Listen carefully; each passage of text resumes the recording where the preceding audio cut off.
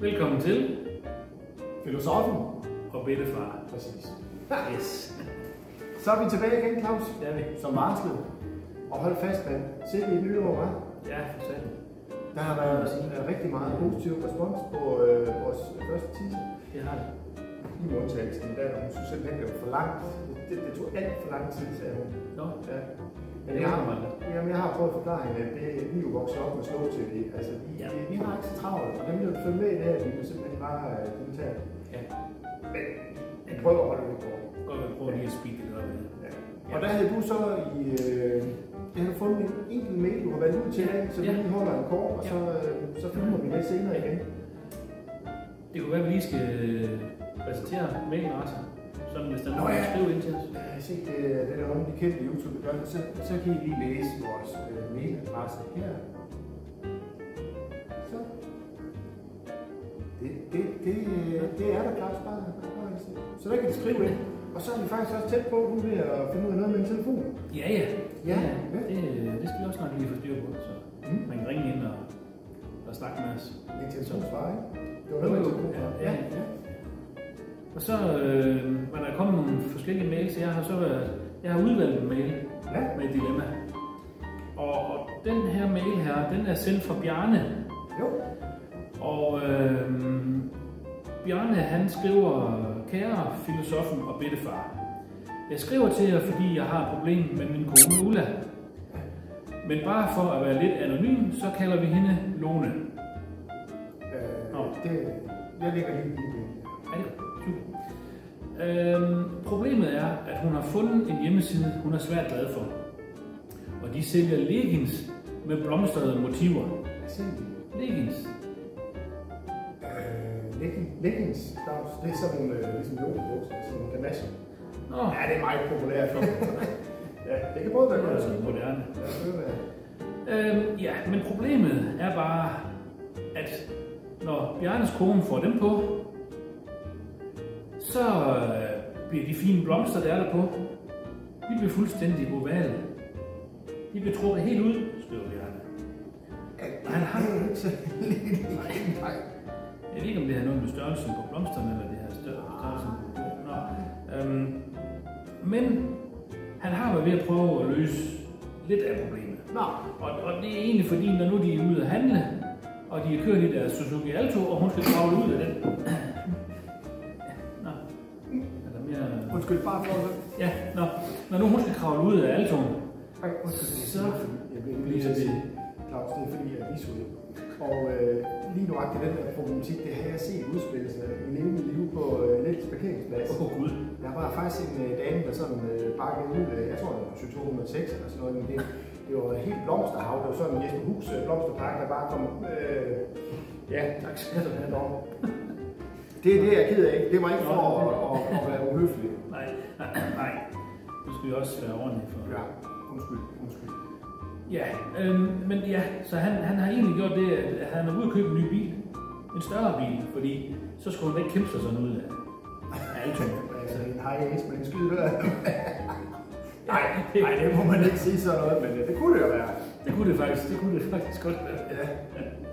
Nå, men det Bjarne han egentlig skriver til os om, det var, om at vi har nogle gode forslag til, hvordan man kan slippe udenom de her bukser, fordi han er ikke særlig vild med dem. Ja, han skal i hvert fald for min skyld ikke sige det til. Nej. Fordi det der det er nok get ret. Er der mere, fordi jeg skal jo ikke sådan lige springe til løsning. Nej, der er kun kærlig hilsen fra Bjarne fra Jørgen. På Jørgen? Fra Jørgen. Okay. Ja. Det jeg tror, der er sket her, Claus, det er typisk. Jeg ser det tit udspille sig mellem kvinder primært. Ja. Og det, vi kender jo alle som mænd at få den her, synes du, min røvs stå i de her bukser. Det ved vi jo alle sammen, at det skal man aldrig være, det skal man bare sige nej. Det skal nok være lidt påpasselig. Men, ja, det er jo sådan en ven. Ja. Lad os nu sige, at Lone har en hedder Pia, og så har hun sagt, Pia, hvad synes du? Og så har Pia sagt, ved du hvad, de var alle tiders den der Lone. De er simpelthen så fine til dig. Og det kan det jo ikke alle mulige, både gode og ondskabsfulde motiver i, fordi kvinder kan faktisk godt være med direkte over for hinanden på den måde. Men nu går hun jo rundt og tror, at de er alle tiders. Og jeg har set de alle fra... Så går Pia lider sig i hænderne, tænker du? Ja, men det kan også være, at Pia, hun så er en af dem, som har sådan et par i zebra-mønster eller leopard. Det ser jeg tit inde i byen, så er det jo sådan et helt tema, de har på øreringen med leoparden og en taske og stilethæle og sådan noget. Så er det ligesom sådan, sådan et tema. Det var moderne. Ja, det er meget moderne, Claus. Det er godt, det er måske ikke så tit, du... Men hvis nu sådan en Pia, så ser det jo smadret godt ud, hvis hun står i tema. Og Lone kommer i blomster, som er blevet i blomsterhav. Ja. Hvordan vil du løse det, Claus? Det er helt spændt på at høre, hvad du sådan tænker der. Altså, jeg vil jo nok vælge noget ensfarve i stedet for. Ja, en sort helst. Jeg kan selvfølgelig godt se problemet, når nu, at Lone er vild med blomster. Ja. Så... Kunne han så ikke købe en buket blomster til hende, og så et sort leggings, eller hvad det nu hedder, yoga-bukser? Fordi det er noget kvinder, de godt kan. De kan godt lide hengivenhed og gaver. Det kunne selvfølgelig være en mulighed. Ja. Det kunne selvfølgelig være en mulighed. Og så stille og roligt næste gang, at de der, ligger i vaskeskålen, så lige tager dem fra, eller kommer til at vaske med noget andet. Det er faktisk også måske en tosidig plan, fordi hvis han nu så vasker, og helst kogevasker, så får han aldrig nogensinde lov til at komme derhen og vaske maskinen igen. Det har jeg faktisk prøvet en gang. Ja, jeg kom til at vaske en strikketrøje i uld. Ja, det er 40 grader bare, men det sker ikke så tit. Nu er det jo så også mig, der vasker trøje hjemme hos os. Nå, ja, det gør jeg så ikke. Nej, det er også slut. Men det er jo da Claus, det synes jeg faktisk, det var i samme række. Køb en buket blomster. Jeg synes faktisk, det var sort leggings. Gå ind og slet hendes browser på telefonen, så hun ikke kan finde den hjemmeside igen. Ja. Tag den lige fra vasketøjskoen.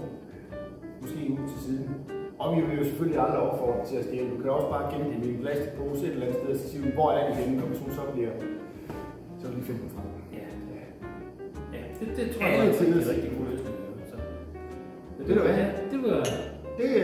Det var et kort afsnit, det er overbevist om. Det er helt sikkert. Vi finder løsninger. Og vi finder en dag i næste uge, hvor vi lige kan sætte os sammen og lave en af de næste. Ja. Hvor vi lige se, om vi kan finde en, der er lige så interessant. Det tror jeg. Der var kommet nogle gode emner, vil jeg sige. Så tak for denne gang fra Filosofen og Bedtefaren, og vi ses snart. Det gør vi. Super. Ja, det er det, jeg siger. Så skål slange kaffe. Ja, det er nok det. Ja. Vi ser, hvad vi kommer for. Har der mere kage? Ja, det er bare for. Ja, nu skal vi ikke have for meget. Vi skal ikke fortælle til det. Nej, men det er fordi min kone har sådan en taster vores kalorier inde i. Den her, den kan hun så bruge rundt ikke til. Nej. Så gå hen til det. Ja, tak. Det er det. Værsgo. Sådan. Super. Nej, I har fået både julepønt, du også kan se. Ja, nu er det slut med det, Bjert. Nu skal vi ikke jule mere. Jeg har jo selvfølgelig. Det er jo pynt, eller? Det er det, jeg gør. Det er også lidt tidligt.